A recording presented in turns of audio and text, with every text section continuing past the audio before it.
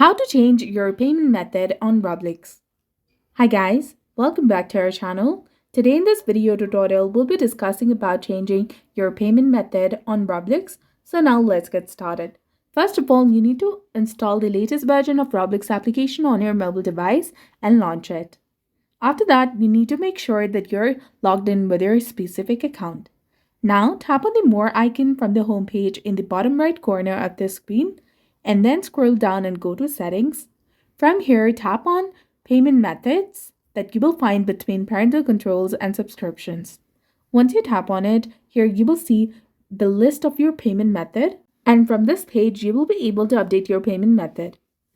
Additionally, you can also update your payment method through the App Store for iOS and Google Play Store for Android. If you have subscribed through Apple or Google Play, make sure to update your payment method in the respective store. For that, you can click on the profile picture in the top right corner. Now tap on Payments and Subscriptions. From here, tap on Payment Methods in the top and update your payment method in the respective store.